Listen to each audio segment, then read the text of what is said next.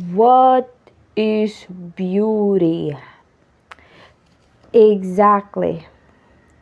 Hello, welcome to this weekly exploration of ideas. And if you're new, I am creating weekly idea exploration like this one, and I produce time lapse drawing of a webtoon panel daily because I like to dedicate 90% of my time on creating my webcomic. And so, before we proceed to the topic, I'm gonna promote my webcomic, which is entitled Land of the Gods. It's on Webtoon and Tapas. It's about the lost heir of a powerful empire that bears a curse and is slowly gnawing at his sanity and turning him into a mindless demon as he ages. He basically struggles to find meaning through the suffering, and the people there can manipulate matter and cast spells and such. The genre is fantasy and action, and of course, romance, but romance is kinda subtle. So, if you're interested, check it out. The link is on the comment section. Okay, what is beauty? I think this is a very sensitive topic, but all in all, this is just a human being exploring different ideas of the word beauty. And in a sense, I'm gonna play with the word like imagine you're like playing with a ball. So don't take this shit as an absolute. If you're easily triggered by another idea that is contrary to yours, don't watch. So I was gonna write about different topic, but then this topic bugged me because I had an experience that made me deeply question beauty and my own sense of it. So the word beauty is so cliche, and like most of the cliches, we somehow forgets the real definition of that word. Because as we heard it and we used the word, we kind of developed this intuitive definition of it and not a real precise articulated definition. And now I'm gonna refresh my approach in this one. I'm gonna look at this word closely like a newborn. Something I haven't seen before, but first I'm gonna tell you what kind of experience triggered a deep evaluation of a word. So I was out hanging with my girlfriends and we were riding a scooter back home, and my other friend already got home, so it's just the two of us. And my friend was the one driving. So the road was blocked by traffic and we had to stop. And as we stopped beside a house. And the house were full of little boys. Well, they're old, I am guessing late teens and early 20s, but they were acting like little boys. So they catcalled us and we ignored them. And I patiently waited for the traffic to go. And then some of the boys kind of shouted, non-word but them, but quote unquote, I got dibs for the pretty one that's driving, and they repeated it like mad. Mine's the pretty one. And then finally the road cleared off and off we go. I did not feel anything, but my mind was bothered. Really bothered. And so I asked myself, why am I bothered? Because the little kids found my friend pretty and not me. And I'm immediately like, so I'm not pretty? And then, what is pretty or beauty even means? And who defines it? What was the boy's arbitrary definition of beauty that I wasn't considered to be one? Because when I look at myself, I say that I'm beautiful. Like maybe I'm just a narcissist, but when someone told me that my sense of beauty doesn't match their sense of it, I'm really taken aback because I have an assumption that there's a universal sense of beauty, and so it really left me questioning again.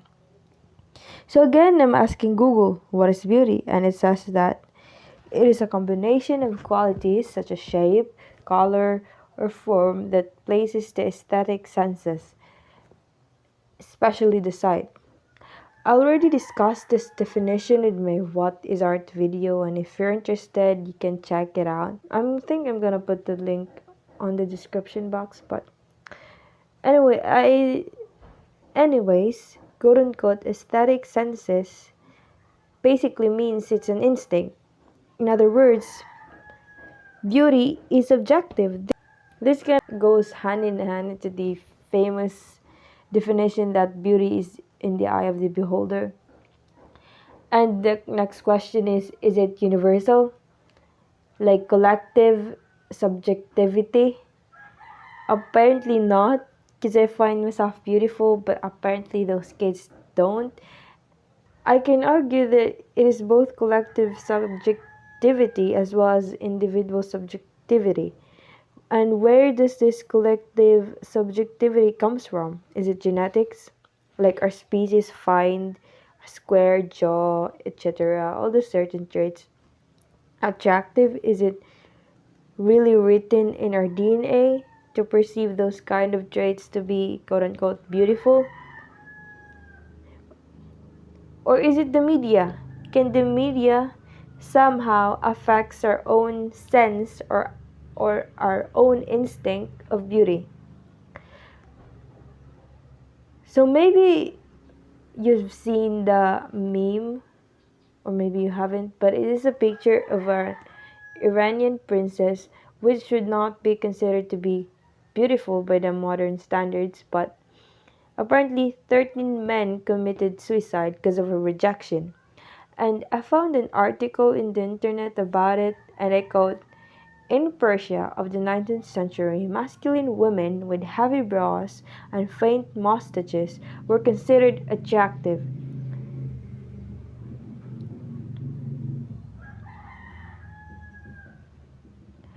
Women used mascara to paint and thicken their mustaches and eyebrows. The most attractive eyebrows stretch out and join in the middle. Persian poets compared such eyebrows to cupid bows. Quote. So these were the standards.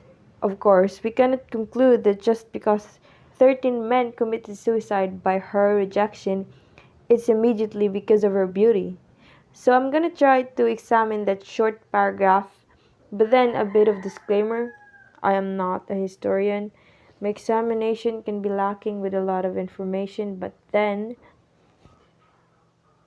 I'm just gonna examine it in a very general way. So let's just say that it is a fact that 13 men committed suicide because of a rejection. So why would men do that? Nobles for that matter. First reason maybe the marriage can solve conflicts of the kingdoms, and by her rejection it plunged the kingdom into deeper conflicts, may it internal or external. External conflicts can be borders, trades, etc. Internal conflict can mean that the kingdom is plunging into economic crisis and somehow needs the princess' wealth and influence to progress, because apparently the princess is very wealthy. And so the other reason of suicide would be out of passionate madness they call love, i.e., intense physical attraction. And you decide which is which. It's a free world after all.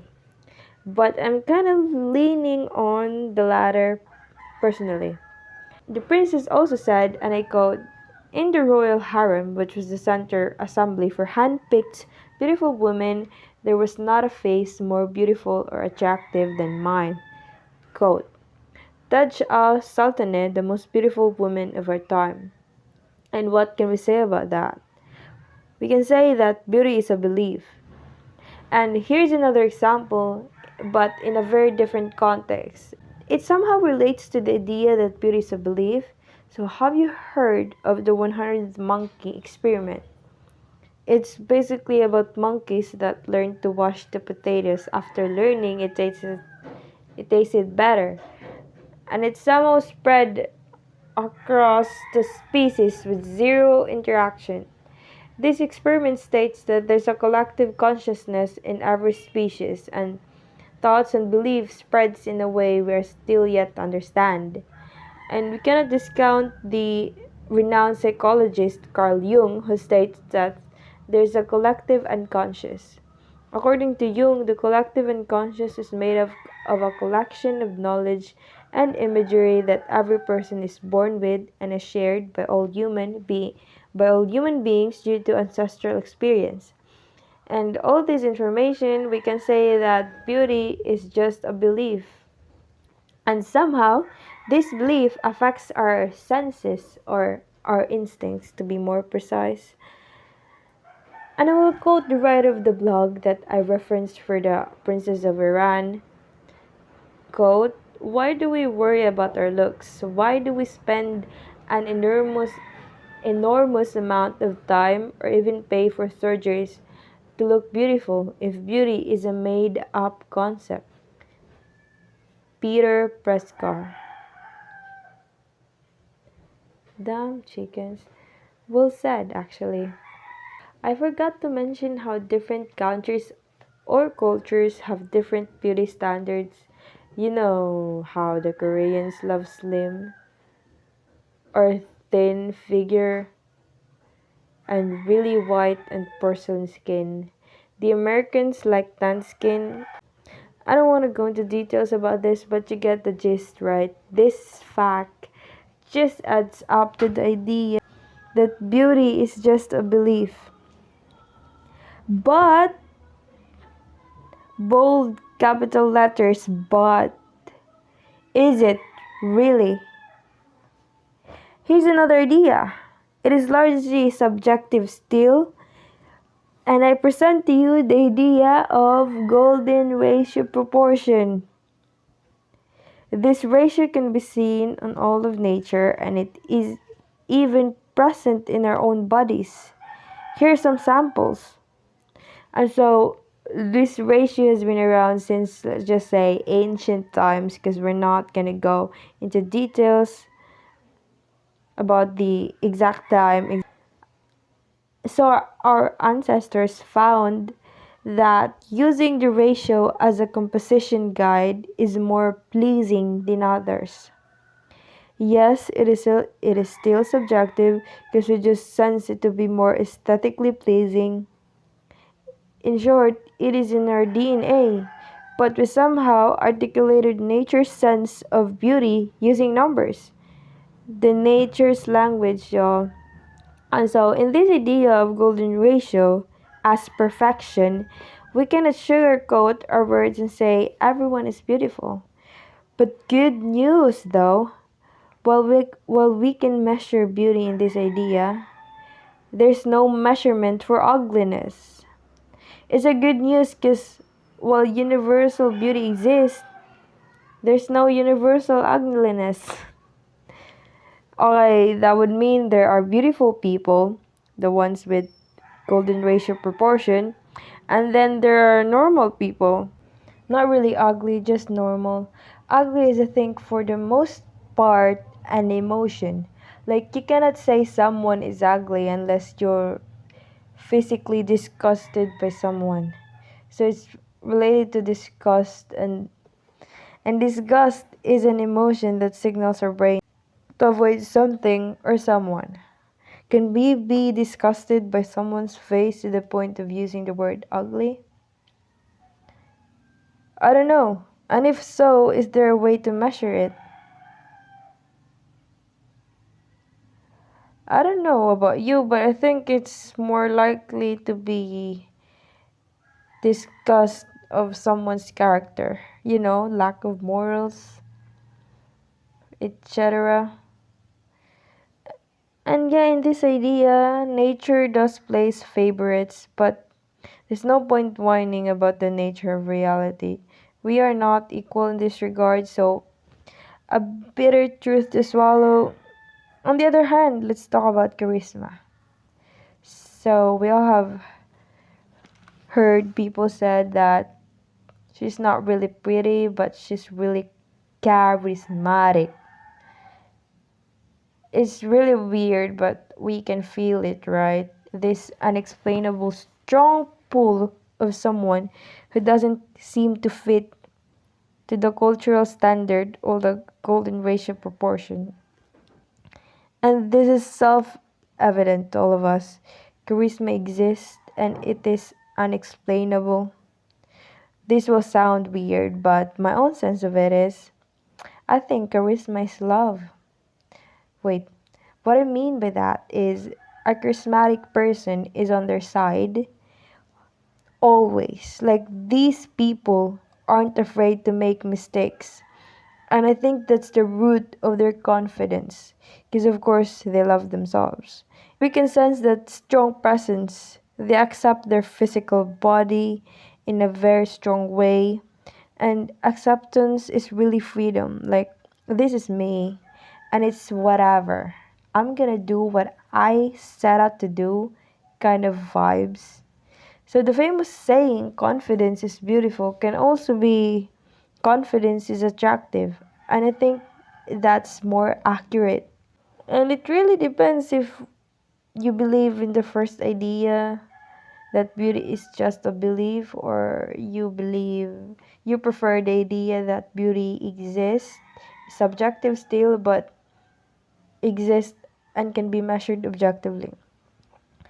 So, whatever works for you. Charisma exudes genuine confidence, and confidence roots from loving oneself. That's my own opinion. And the other idea of charisma would be genetics. People are born with charisma since they're little kids. They're babies. Like they're born with it. It's their gifts. Tough luck to the genetics lottery. So in that idea, there's nothing to explore because I don't know how the DNA works, the expression of the genes. I don't know how they work. So I think I'm gonna end the exploration of the idea that charisma is genetics because I don't know how that works. So, all in all, in conclusion, this is a free world. You believe what you want to believe. But if you want to know personally, I think I lean more to the golden ratio idea of beauty. That's just me personally. And but it doesn't really affect anyone's worth as a human being. Just because someone in that lens of belief, just because someone isn't considered to be beautiful, that doesn't devalue them as a person. So, how can we measure the worth of a person? It's a very general uh, idea, like worth of a person, because a person is really complicated and it's really worth exploring. But I'm not gonna go into that here because I think this is already too long and I've explored too long. And I'm gonna end that here. But personally, I find charisma more magnetic than beauty. That's just me. And I really want to believe that it is really true that charisma can be something that we can work with. But if it's not, then I can't do anything about it. I really want to believe it to be true. Like the sky is blue, kind of true. But it's whatever. Life goes on. And that's the end of the inquiry. Maybe I should tell this, quote unquote, I was catcalled and made me question reality itself. I don't know. But anyways, tell me your thoughts and we can learn from each other because what's the point, right? We just learn, continue learning. Yeah, that is all. I hope you gonna get something from this video. I don't know. Yeah, don't forget to check my webcomic because I really want to push the story forward. So yeah, subscribe if you like this kind of content. Hit the notification bell. And if you like to support me, this channel, and my story, you can do so on my Patreon. Yeah, that is all. Have a good day. Thank you. Thanks for your time. Bye.